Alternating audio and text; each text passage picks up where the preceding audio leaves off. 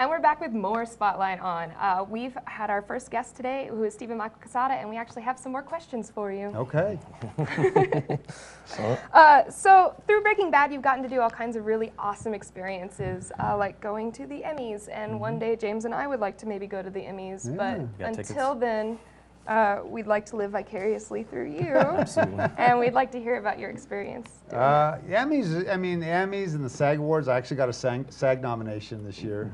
So, I mean, you don't dream of that ever happening. And I don't think anybody ever gets in the business thinking that's my goal. I mean, you just get into business because you love it. And I think if you love it enough, then perhaps that happens to you, you know. It's strange, though, you know. I mean, I'm like a Beverly Hillbilly out there. You know, you're standing in the red carpet with all these big, huge stars, and they know who you are. And it's just weird because, you know, you've always watched them, and you've watched them for years, and they just barely know who you are. I mean, because this is like your first big break and your big TV series, but they treat you cool, though. It's like a special kind of group, and Hollywood is as big as they make it seem. You know, it's pretty small. It's the same people. It's the same kind of, you know, producers and directors and all the people who keep doing the same stuff and doing, you know, doing projects throughout the year. And it's not as, you know, just when you imagine Hollywood, you imagine this big, huge, I don't know what, you know, and it's really not that. And so it's just, it's different than being from here, you know. But it's fun because you don't have to do. I think you guys will realize if you guys ever decide to go into this side of the business, that it's not glamorous at all. It's 12 to 14 to 16 hours a day. It's just very unglamorous. And so for that 3 hours once a year, it's glamorous and fun and different. And you get to have a drink. Yes, absolutely. Yeah. Oh, yes. So that's what's cool about it. You know, it's just different.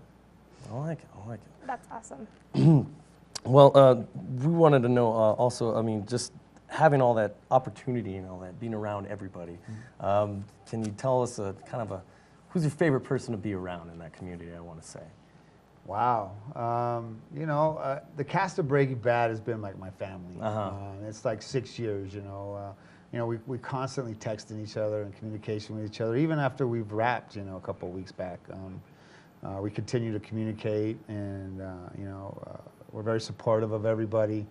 And they're all just, I'm just so lucky. I mean, down the list, Bryan Cranston, we're really good friends. Yes. Aaron Paul, we're really good friends. Dean Norris, we're really good friends. Played a lot of golf with Dean. We spend time together. It's, you know, again, it's like a family. And so, and then like when you go out to LA, you know, Bob Odenkirk, he's like, hey, hang out with me and come with me. And, you know, we're walking down the red carpet, come do interviews with me, you know. Because really, you know, when it comes to the media, they don't really care who I am. But Bob's like, nah, you've been on since the pilot. They need to know who you are, and so you come with me. And he drags me to. So everybody's always treating me very, very good through the cast of Breaking Bad. That's good. You know, John Hamm's really cool to me. He's, you know, he'll go out of a crowd and come and hug me because I've seen him, you know, because we've both been at the award show every year. So he knows who I am. You know, Tom Berenger, you know, tapped me on the shoulder before I was going to walk the red carpet and do all the photo thing. And he told me, hey, Gomi, you got toilet paper on your boot, son. And I'm thinking, how do I have toilet paper on my boot at the red carpet? There's not even a bathroom there. You know? But I found it, and it was on my boot. Oh, okay. So it was, I think one of the actresses, you know, but I don't know. Of course, maybe. So I know that you've got an upcoming project called Duke City. Would you like to talk a little bit about that? Sure.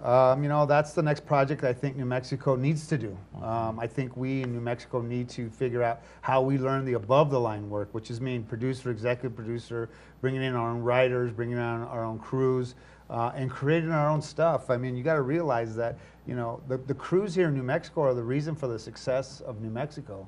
But I also know for a fact that the actors and the writers and the set designers and the artists and all these people who you bring together are just as talented as they are anywhere in the country.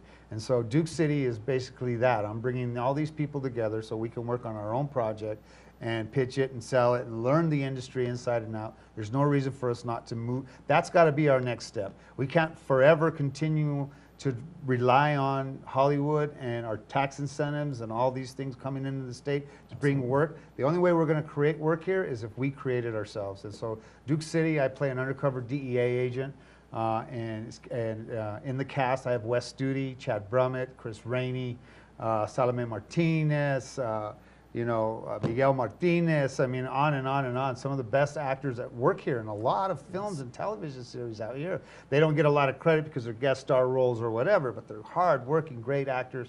And I'm taking all, except for Wes Studi, we know he's a big star. But we're taking all that talent and putting it together, and we're going to do a project. And right now we are shooting what we call a demo. That's awesome. And I know you got tattooed crazy for that. I have some of the dirty tattoos on me, I don't know if you could see them, but those are they're stencils that you do, and then other ones that were just drawn on by some artists that I know, a friend of mine, John Cordova, and Kenny Argaras, who does my tattoos, because I have a few real tattoos too. Yeah. How long did that take? 12 hours. Yeah, it took 12 hours to do all the artwork. But if those were real tattoos, it would have been 2.5 weeks. Yeah, a lot of pain so and I'll take healing. don't touch that, don't touch that. And we're excited. We're really excited about doing this. I'm really excited showing how talented the crews are in New Mexico, and I can't wait to go show this footage to these people in LA that they've got money and they want to invest in New Mexico, and New Mexico is the hot ticket right now, the Southwest. People are tired of seeing stuff based in LA and New York. It's played out. Chicago played out. Las Vegas played out. So those are successes when you look at Breaking Bad and No Country for Old Men and all these things, because people are kind of wanting to open up their imagination and see other locations. And so we need to take advantage of it. We have the best, biggest studios here too, so we have to take advantage of all of that. Absolutely. That's great. Well, also changing the subject a little bit. Recently, just had you're on a school board now. Yeah. Is that which district is that? I'm sorry. I'm representative of District 5, which is the west side, West Mesa area, and all that growing area, which is it's a challenge. We have a lot of overcrowded schools, Yes, we do. overpopulation. And it's going to continue to grow this summer. I mean, every summer it grows, and more people move in with kids, because it's the kind of housing that's affordable housing for a starting family, and all that makes a difference. And so I'm trying to fight for kids for APS. I come from APS. I struggled with my education, and so everything that I felt that I struggled with, I want to change for other kids. Awesome, that makes sense. Well, thank you so much for being here today. Please stay with us after this short break. We're going to come back with Leo York, the creator of Inhabitants of Burkay.